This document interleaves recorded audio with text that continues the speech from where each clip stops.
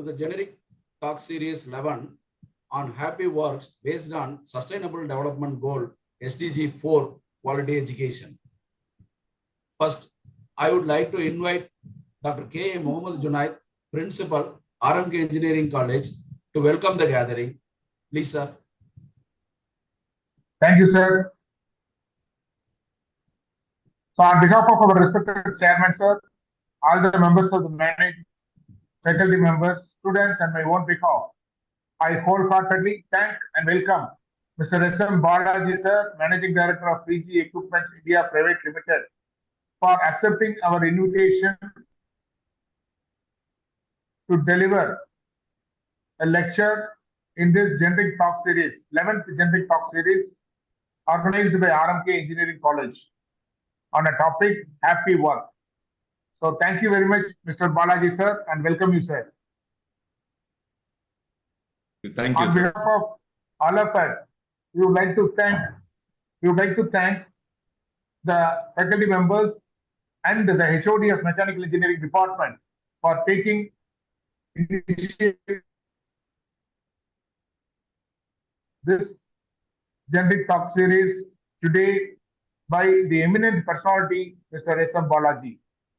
And I also would like to welcome all the faculty members of RMK Group of Institutions, students and parents of RMK Group of Institutions. At this juncture, I would like to inform you that really today's topic is a very good topic selected by the speaker, and also we are going to listen to this lecture to be given by Mr. S.M. Balaji, sir, because being happy at workplace, it is really a challenging task. So definitely it will be very, very helpful to all the faculty members to concentrate on their work happily, and at the same time for our students, they are also going to join in a job after completing their degree. So during their career, so how what are all the things they have to follow to be happy during their career growth time. So this is that is why this topic is very, very attractive, and thank you very much for giving this a wonderful opportunity to listen to this topic, Mr. Balaji, sir. And I also thank all the faculty members of RMK Engineering College, HODs, for conducting this generic talk series with the very strong support of our all the students, of parents, and also the other viewers of this generic talk series through our YouTube channel. Thank you for the given opportunity. Thank you, one and all.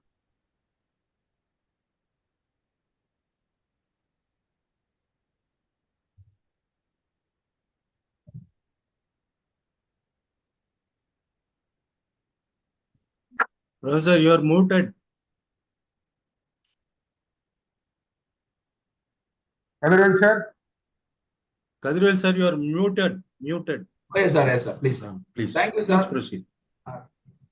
Thank you, Principal, sir. Next, I would like to invite Dr. K.R. Senthil Kumar, HOD, Department of Mechanical Engineering, to introduce the chief guest. Please, sir. Respected Principal, sir, honorable members of the management, my dear colleague faculty members, it's my great privilege to introduce the chief guest, Mr. S.M. Balaji, for this generic talk series number 11. Mr. S.M. Balaji, born in 1972, he has been the managing director for his own company, PG Equipments Private Limited, and he had his schooling in Downtown, Chennai. Then he has his undergraduation in B Mechanical from Annamalai University, post-graduation from Anna University, MTech Biotechnology with specialization in bioprocess.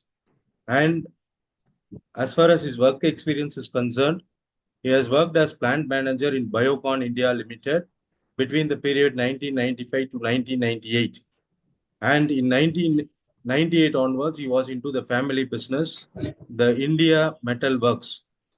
And then current position is Managing Director, PG Equipments India Private Limited. Apart from his work, he has served in Rotary in various responsibilities To name a few, he started in the club level, then he became the chairman for Polio Plus, then he became the chairman membership development, then he became the president of the club in 1213, and then he became club advisor, and now he is managing trustee Rotary Guindy Trust from 1720 and club admin in the year 2021 and 21-22.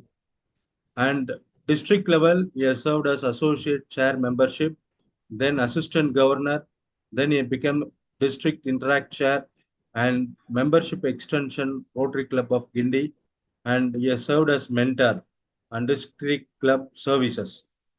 As far as other interest on his is concerned, he is a public speaker and he is a management trainee, having trained management students on different subjects like mental wellness, public speaking, etc.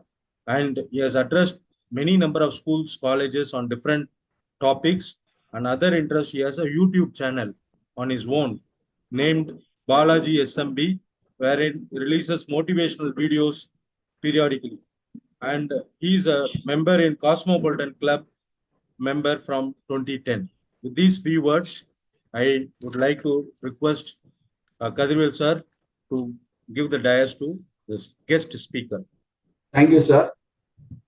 We now invite Mr. S.M. Balaji, Managing Director, PG Equipment India Private Limited, Chennai, to address the gathering. Please, sir. Thank you, Sendil, for that wonderful words. Most of us miss out on life's big prizes, the Pulsar, the Nobel, Oscars, but we all are eligible for life's small pleasures. A pat on the back, a kiss on the ear, a few pound bars, a full moon, an empty parking space, a crackling fire, a great meal, a glorious sunset, hot soup. Let's not fret about coping life's grand rewards. Enjoy its tiny delights. And there's plenty of all for all of us, provided we are happy and ready to accept it and start seeing this.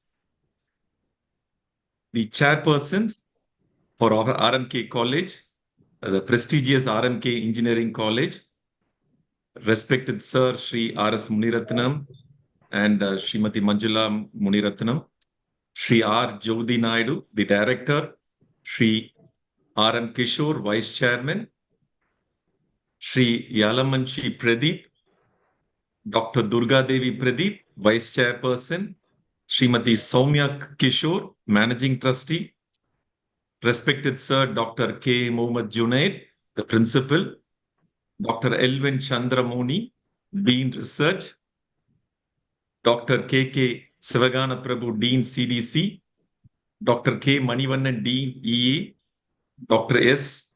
Pave Madeshwari, Academic Coordinator.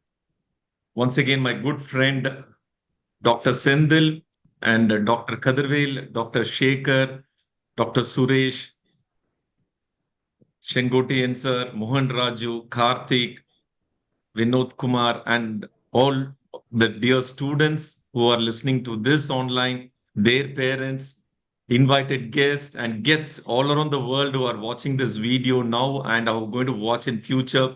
A very, very good morning and a happy Sunday to all of you all. As it goes, our normal conventional teaching, what has been taught to us is hard work gives success, and finally that success gives you happiness. I would just like to twist this a little bit. If we are happy, that is, happiness is there within you, you get to do no more and hard work. It automatically becomes a passionate work. And once you do a passionate work, success, there's nothing to stop us from being successful. And this is very, very important as we move in a day-to-day life. Because everywhere, whenever we meet across people, the first thing they say is, be it my daughter who's at 6th standard, or be it my another daughter who goes to the college, or anybody for that matter, the schools and colleges. I mean, I'm very stressful, That is how they start. So the stress is what is happening. Where is it coming from? It is a delusion, according to me. And if you start thinking calmly, instead of being stressful, I decide that I have to be happy. And that's what way back, always the psychologists and other people have registered or started measuring only the psychological behaviors. They measured only the psychological imbalances. There was a documentary I happened to see which says happiness, just a word called happiness. And they started measuring, they started measuring the happiness of each individual. And what happened was they took samples in this entire process. They took samples from people all around the world. The first sample they took was a video, a life of a rickshaw puller who lives in a dilapidated condition in Kolkata. His house is half on the platform, half inside with a sheltered place. What happens is, as the movie goes in, they say, this guy is as happy as an average American. This guy is happy as an average American. Then the camera next moves to Brazil, where they show a fisherman. When they ask him, what gives you happiness? He says, going for fishing, going for surfing, playing in the sea, doing my job in the sea. This gives me happiness. Next, the camera goes to USA. There's an old man. They show an old man who has a small farmhouse, and he starts entertaining his extended family during weekends. So they ask him, what is it, one thing which gives you happiness? So he says, for me, happiness is being and spending my time with my extended family, taking care of them. I prepare for their visit, for their weekend visits. And this is what gives me happiness. As it goes on different parts of the world, next they come to Japan. Japan is a place after World War II, all they knew was to hard work, nothing but hard work. And they have something called karoshi. Karoshi is working towards death. That is what means by karoshi. And what happens is Japan is one of the least happy countries, even though people live longer, but they are always stressed because they are totally hardworking. There's no question of any happy work. So they work towards death, and that is what is karoshi all about. Next, the camera goes to Bhutan.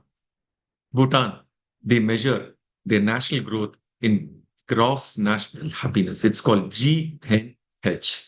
And that is what they do there in Bhutan. It's one of the happiest countries in the world. And next they move to Denmark. They show a single mother of two children who works elsewhere. She says, and I'm living in a gated community where there are 15 families. There's a common kitchen. Even though we have a small satellite kitchen at home, we do food, we prepare food in the common kitchen. I have to, being for 15 families, I have to cook for 2 days in a month. I just do this. This works out better for me because I need not have to come back every time after my work and start cooking all throughout the 30 days. For me, just 2 days in a month is more than enough. That is not the only thing. Next is, whenever I'm back home late, my children are taken care by the uncles, aunties, and the grandfather and grandchildren here in this flat, wherever I'm staying, in this community, wherever I'm staying. For me, this is what is happiness. So again, the camera travels after Denmark. The camera travels to Italy, to Kolkata back again. There they show this Italian banker who's been serving in mission of charities. They ask him, what does happiness mean to you? For him, he says, I grew up in a big family, a wealthy family. I did not know what hunger is. The moment I did not have to even ask my parents what I want, but the moment I think I will get what I want. So that was a level of growth I had right from a young age. Then I got well educated in one of the best institutions. Then I went into the best jobs, into banker, multi-dollar, euro, $1 million paycheck and everything. But somewhere I was missing out something. So back here coming, one fine day, I just left everything and started coming here. For me, sharing somebody else's burden is happiness. For me, sharing somebody else's burden is happiness. And finally, what they do is they try to collate all this data. They try to collate all this data into sequential pattern to find out where to put in plug-in for all these things. All throughout, we have been told that money, if we have, that is what is happiness. Yes, money can buy things for us. Money can give us a good home. Money can take up so many things. But what they equate is for all the happiness, we put a scale of 0 to 100%. 10% is the happiness comes from money. Okay, balance 90%. Where does that come from? The 40% happiness coming from doing things which we like to do the most or we are good at. So that is the first 40%. The next 40%, it puts up to 50% of your 100% equation. Next, they ask, what is the next balance 50%? They say, next 40% of happiness comes from being with people whom you like and people whom like you. The people who like you. So this is equates to 90% of your happiness. Then they ask, what is this 10%? They say the 10% is subjective and relative to a person which cannot be measured. So the 90% happiness is so simple, and all that is we have to just focus on these three aspects, and I'm sure happiness is going to fall on us lap. As we talk about this happiness, I always tell myself every day in the morning, I decide, come what may. There are so many things happening around us which is not in our control. Be it booking a cab, we would have booked a cab, it will not come on time. So we would have missed a flight or we would have missed a train, even though whatever we would have planned it. We would have gone late for a meeting or a meeting would have cancelled. We would have traveled for 1 hour for that meeting and very comfortably we will get to hear the news saying that the meeting is not there. Or you would have expected an order to come in, or you would have expected some payment from some of your clients, or anything. It can be anything, which has you have every other reason not to be happy every day. But one thing is there, which is within your control. That is, I decide that I'm going to be happy today. I decide I'm going to be happy today. So when we are going deeper inside this, what is these happy hormones? What all hormones give us happiness? When going deeper inside it, dwelling inside it, there are 4 happy hormones which are there, namely dopamine, serotonin, endorphin, and oxytocin. And let's go deeper into it. It's no big medical subject matter into it. It's very, very simple terms. Dopamine. What is it? When does this hormone activate? It's a rewarding hormone. Whenever we complete our task for the day, once in a while have a favorite food, a small win or a celebration. It can be you write down 5 tasks, must do task this morning, which can be accomplished on the day itself. Evening, when you start striking it, I'm sure all of us who are listening to this will agree with me. It can be very small task, 1, 2, 3, 4, 5. Evening, when you just strike it off, the kind of satisfaction, the kind of happiness, most of the times, all of us would have experienced one or the other time. These are the minor wins we say. This small wins requires celebration. And that what happens is automatically dopamine secretes within ourselves. Then listening to some music, be it our favorite music or whatever it is, gives this dopamine effect for us. And that is very important. Next is serotonin. Serotonin is a mood stabilizer. This hormone secretes whenever we are with nature, being it an evening stroll in a park or in a garden area where our mood relaxes, a meditation, all this gives us serotonin. The third one is endorphin.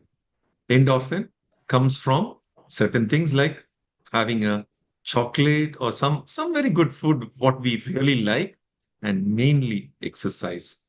That fitness automatically secretes whatever activity we are doing for exercise, gives that endorphin, secretes endorphin hormone, which is again the third happy hormone for us. The fourth happy hormone is a love hormone.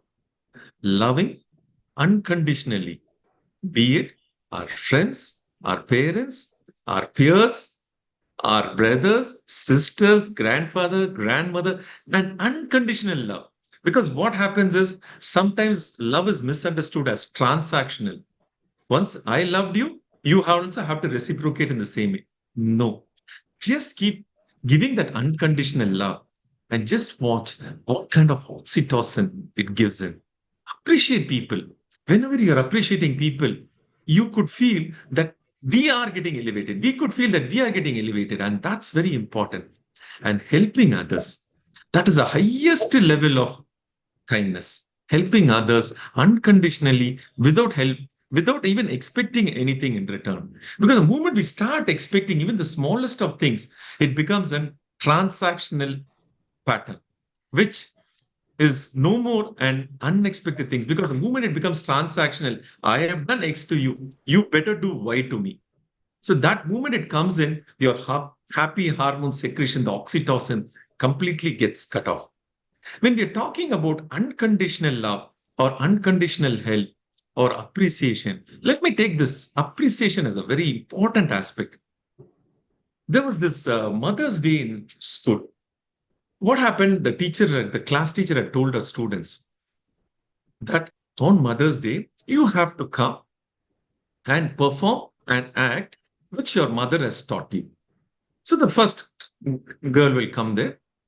She will start trying to sing, but seeing the audience at school, her classmates, she could not sing. There used to this boy be there. She say, tell her name and say, come on, you can do it, you can do it. And suddenly she'll start singing. The class teacher used to keep quiet and say, can you just be quiet? She'll say. The second guy will come. Second guy would have prepared a speech. Again, he'll be stammering his speech. Automatically, this guy, our hero, will be saying, yes, you can do it. Yes, you can do it. Come on, come on, come on. This teacher will get really annoyed. And she'll say, can you keep quiet? But this guy is not going to keep quiet. Very quietly, he'll say, he'll not make noise. Keep on pushing her. Come on, you can do it. And suddenly she starts speaking fluently. And everybody are amazed with that. Third, a boy comes with a karate dress, and he tries to break a few tiles there to express what his mother has taught him, taken to a karate class. He'll try it, he'll not get it. This boy will start shouting, come on, you can do it. The teacher will say, enough is enough. She'll call her name, call this guy's name, this boy's name. Come, go stand, face the blackboard. Stand like this, hand facing the blackboard. This guy is full of energy. Again, he'll be saying, looking at this boy, yes, you can do it. Yes, you can do it. And this boy will break it. And the headmaster, the principal, will be passing by, and she'll come inside and say, what's happening? The teacher will be saying, today we are having a Mother's Day celebration, and we have been doing all this. The head principal would have seen this boy standing against the wall. With a small smile, she'll put her hands over his shoulder. Probably must be 6th or 7th standard student. She'll put her hands around his shoulder and say, okay, now what will happen? She'll ask everybody, what did your mother? My mother taught me to sing. My mother taught me to dance. My mother took me to a karate class. She may ensure that I learned karate. Like this, it went on. Then finally, she'll ask this boy, finally, what did your mother teach you? He says, my mother taught me to appreciate people unconditionally, to pull up people as we grow up the ladder, to take up people, to take up peers, to take people along with me, not just go alone, and just keep appreciating. And because of which you will know you automatically grow. And that is what my mother has taught me. And this is very, very important in terms of taking up things. Appreciation.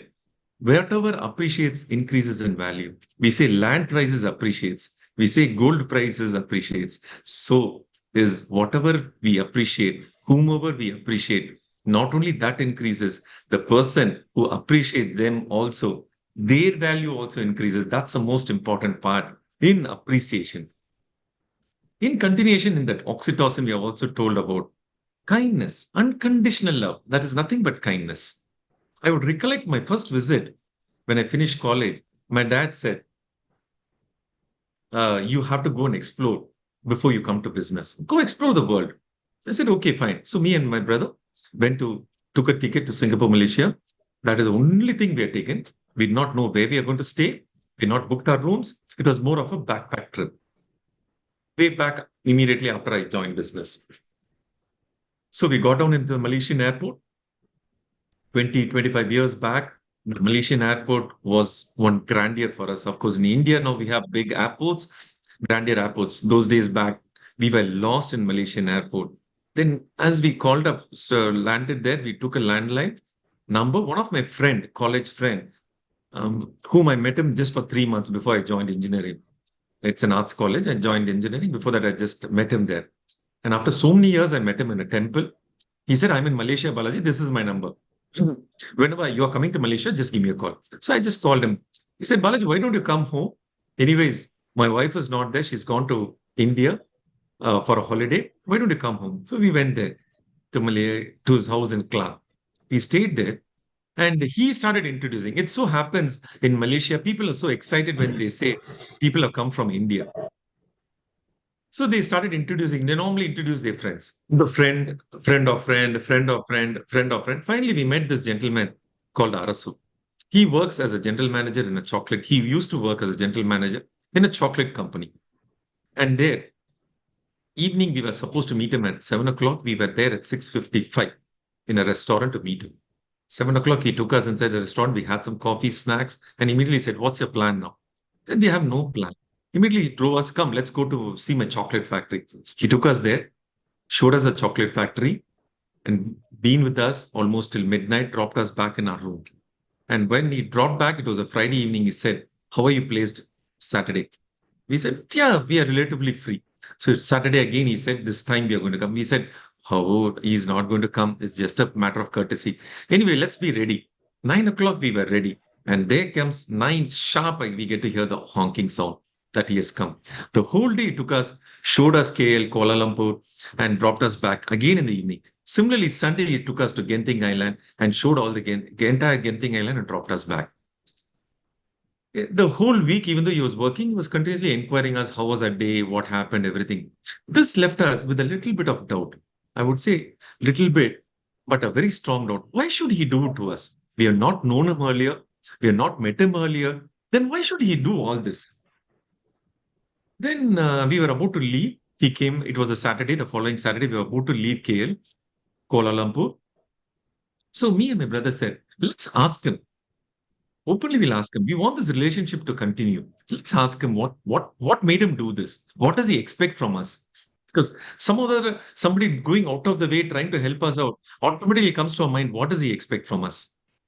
So we, deriving all the guts, deriving all the courage within us, we said, let's ask this. And when he came to see us off, we said, see, this is what it is. We want our relation to be stronger. And that's the reason we're asking. Please don't mistake us. We asked him the question. You have been taking care of us so well, so much. What is that you expect from us? Why did you do this to us? He said, and probably the straight answer is, I don't expect anything from you, but I can give you a reason why I did this. Back when, he said, back 20 years back, there was no telephone. It was very expensive. I had gone to London for my higher education. And it so happened, whenever a student goes to London, one of his senior, or somebody, one of his friends, somebody will be there studying. So it's a custom that they will come to the airport, pick them up with their luggage, everything, drop them in their respective room. This will give that warmth to them as they're landing in a new country. When I went, what happened? It was a winter. And when I boarded the flight, immediately they said the flight was delayed. There was no way I could contact this friend of mine who was a friends of mine who was supposed to pick me up from airport. The connecting flight got still delayed and it was almost a 12-hour delay. So when I landed there, I just was very clear that I have to take a cab and almost spend my 1 month expenditure on that cab and try to figure out my flat or an apartment where I'm going to stay all by myself. And in a cold evening, it was an evening, cold evening, winter evening in London. It's bone-biting cold, and I'm gone. So this was a low mindset which I got down from the airport. But once I came to this entry or the exit area, the arrival area launch, I see somebody standing there with my name, Arasu, written from Kuala Lumpur. That instant gave me the kind of happiness that why he should do this. The same question I asked him.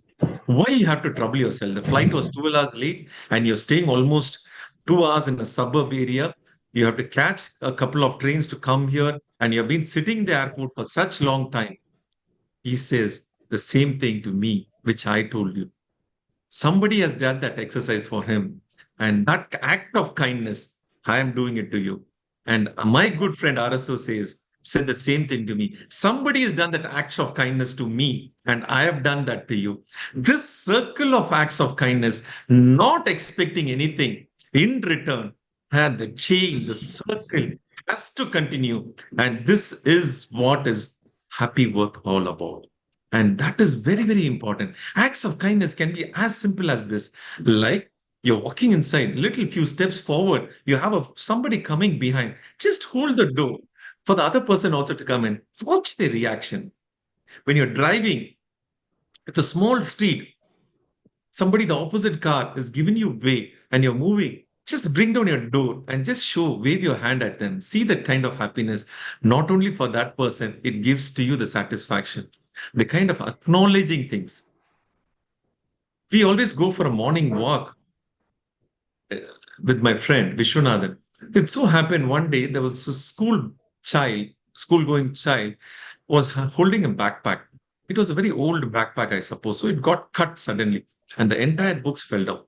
Immediately my friend said, open this car. He had a backpack, removed all his office books from the backpack, took this boy's books into it, packed everything for him and gave it to him. And he said, now is it okay? He said, perfect, sir. And that, believe me, my friend said, more than the boy, I feel happy about it. There are so many acts of kindness which we can always do it, be it giving a seat to somebody. And all this in our life, in our companies, in our work, in our college, everywhere we have an opportunity to perform our acts of kindness. And that is what is very, very important. When we are saying acts of kindness, there's always, whenever in a group, we try to work together.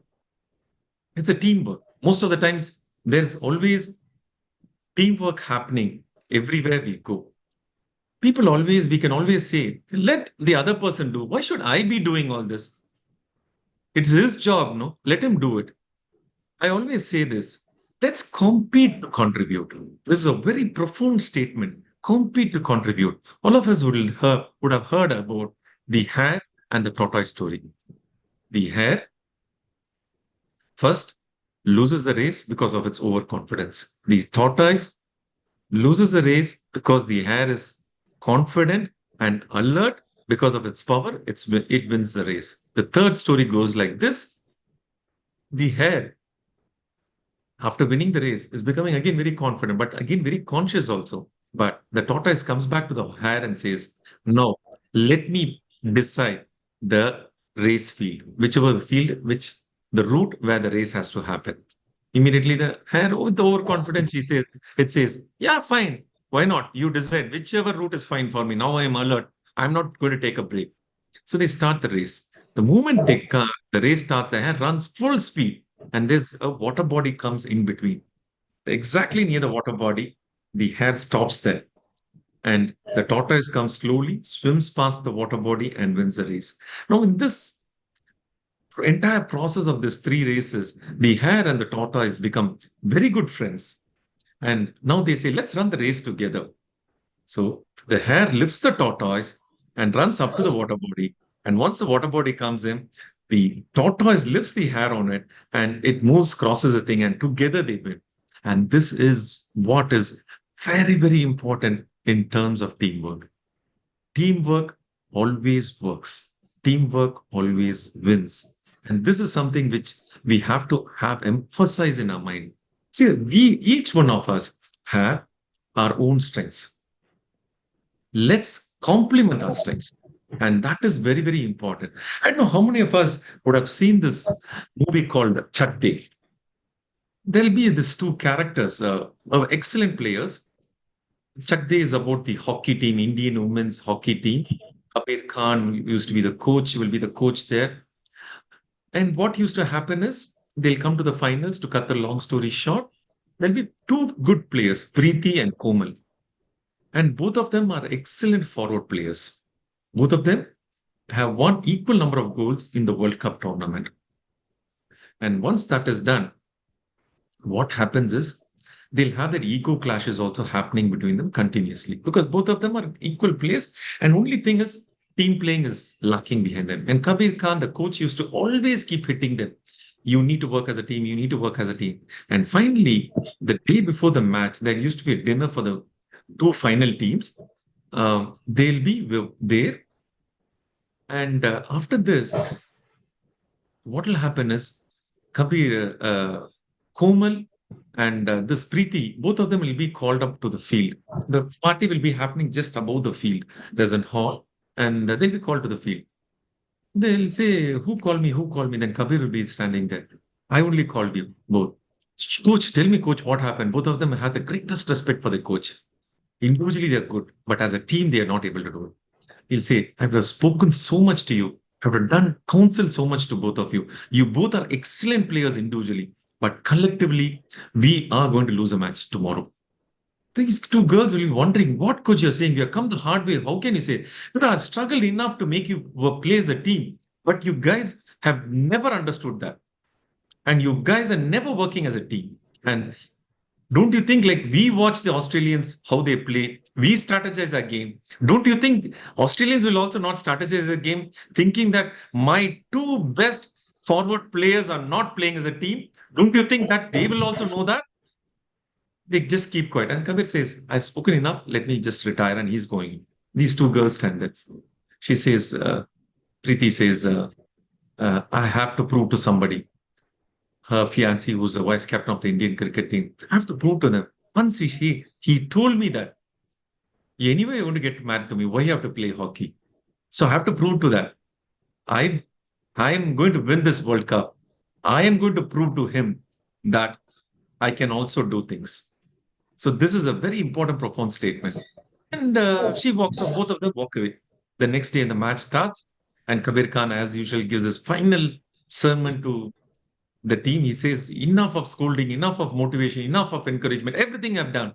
This, whatever few minutes, 40 minutes or 50 minutes, is the time which you will never forget in your life, be it winning or losing. But the entire thing comes to you. Don't ever try your best, give your best. And that's what I would like to insist. And he just walks up. The match begins. Komal comes in, taps, taps, taps, taps. And she says, Preeti shouts, pass, pass, pass. Then she passes and Preeti hits it. Next ball comes in to Preeti. Preeti comes, taps, taps. Komal shouts, Preeti, pass. No, nothing doing. Preeti goes and hits a goal. Now it becomes a tie. Final thing. And Preeti's nature is she never passes the ball to Komal, also in spite of all this. So Preeti again comes in, taps the ball, comes near and near and near. Komal shouts, Preeti, pass the ball, Preeti, pass the ball. Then the coach will say that to his goalkeeper from the corner of the field, he'll say, these idiots will not pass the ball. You go forward and hit them. Go attack. And this goalkeeper will come out to attack Preeti. Then she'll say, Preeti will pass the ball to Komal and say, Komal, let's prove the world who we are. And she'll tap that ball to Komal and Komal will do the winning goal. And that's what is teamwork. At every stage, this matter of teamwork, because a lot of people, they're very good in corporates, in work culture, everywhere I've seen that. People are individually excellent, but when it comes to teamwork, there is always a challenge with them. And this compete to contribute is something which is phenomenally very, very important. As we go about this, I would like to insist on this particular example. Way back in 1930, there was this person called Herbert Tyler, who has been appointed as the CEO of a club aluminum company in the United States of America. And 1930, is a time where America had a great depression. Everything, job, market, everything was bad. So this guy takes over as a CEO of a big organization with 250 people. He thinks the organization is in a negative balance sheet. I need to turn around the company. I need to turn around the company. I need to see somewhere how I could bring out things together. They don't keep up their promises in terms of delivery. They don't keep their promises in terms of quality. The advertisements are not true. And all these things are fragmented. But he observed that individually, all these people were good. And something needs to connect all these people. And that's what he says. I have to give something. I have to think something. And my thought has to transcend down completely till the security, till the last employee in my organization. What could it be? He was breaking his head. Finally, suddenly he takes a piece of paper and writes a 24 golden words. 24 golden words. And that it says, of the things, we think, say, or do, is it the truth? Is it fair to all concerned? Will it build goodwill and better friendship? Will it be beneficial to all concerned? This 24 magic words, he ensured that everybody follows that. The advertisements had only the truth. Their approach were only customer centric. They changed every aspect. Initially, it was difficult, but as they moved forward, they could see that's a phenomenal growth. The self-esteem of each and every employee continuously increased. And that was an important aspect.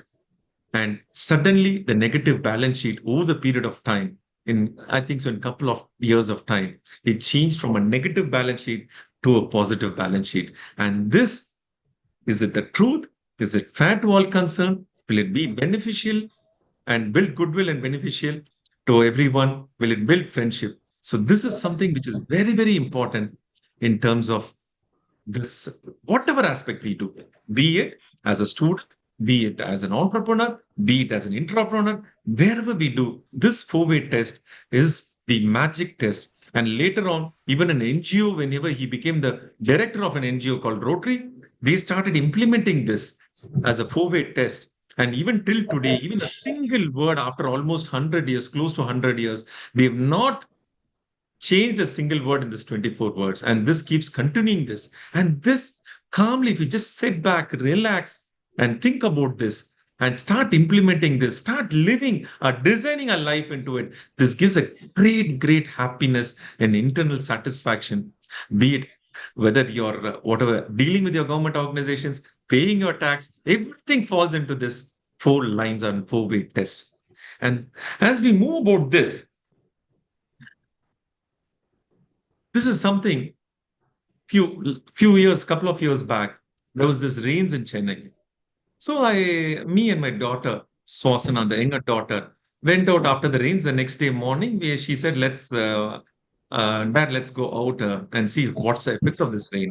So we went out in the car and there was a small log of wood on the road, blocking the road. It was a small street in which we went. And she's with full enthusiasm, she said, Dad, do you think I can lift this? I said, yes, Swasana, you can lift everything, all this, provided you use all your strength. So with full enthusiasm, Swasana went there, tried to lift it, but she could not do that. I was just standing nearby and I was just watching her do this. She's tried to shake it, she could not move it. She turned back and said, Dad, did you tell me a lie? I said, no. I said, if you're going to use all your strength, you can easily do it.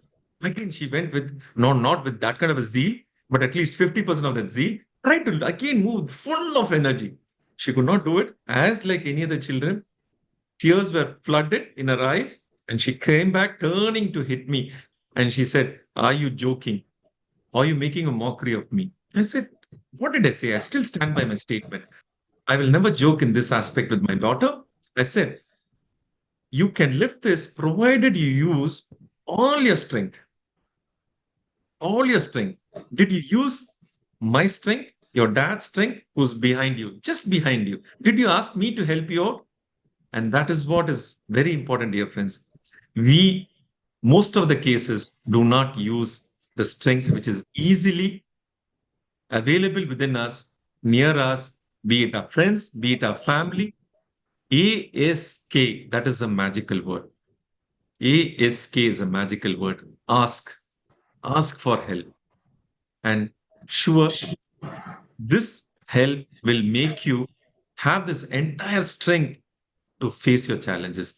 When I say about this ask, I would like to share this recently.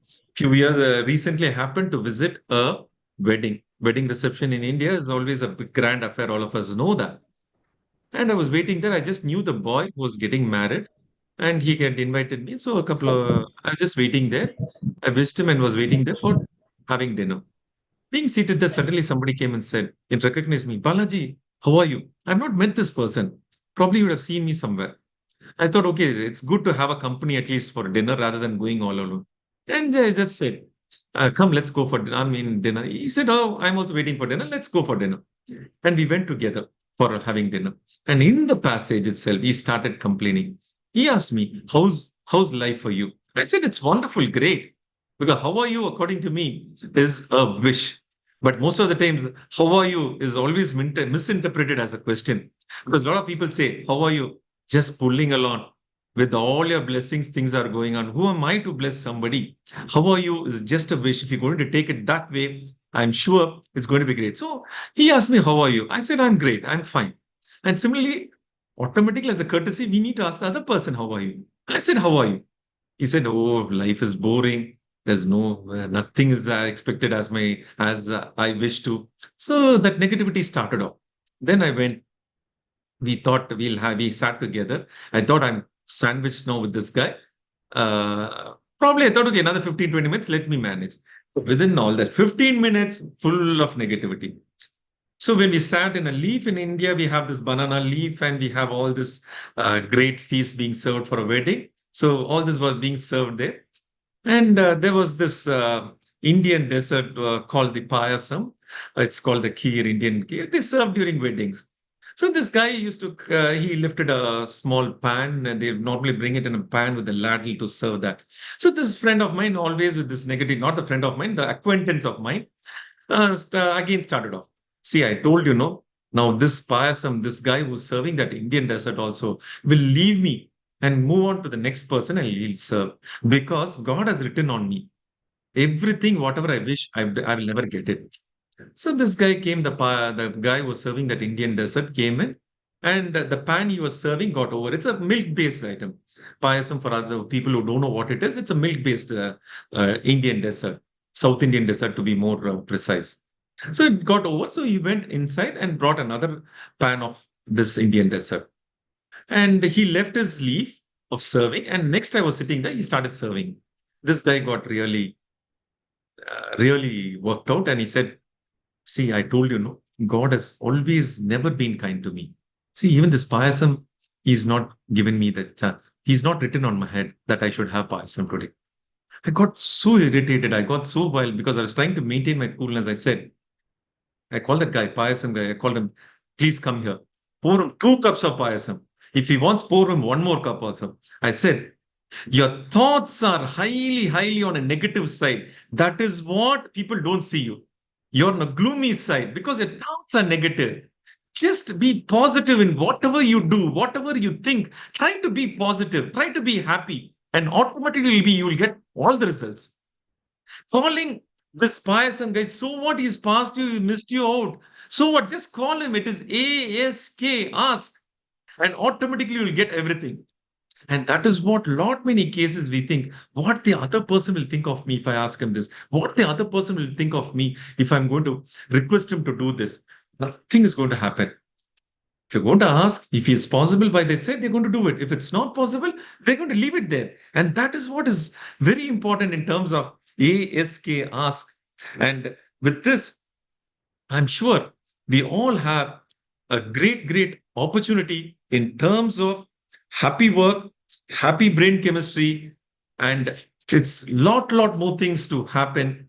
And I wish the entire team, the students who are going to enter into the entrepreneurship, your intrapreneurship, one thing in life, always as you get up in the morning, be happy. And being happy defines a lot of things, even makes things fall into place, which is otherwise does not fall into your control also. You will realize just because you're happy, like in a James Bond film, the James Bond car chases and everything, we would have seen it. The car chase will be going on full speed, but James Bond face will not show up any reaction or anything. He always maintains its mental calmness, mental stillness. And even in Karate Kid, the film in Karate called Karate Kid, a lot of us would have seen that film.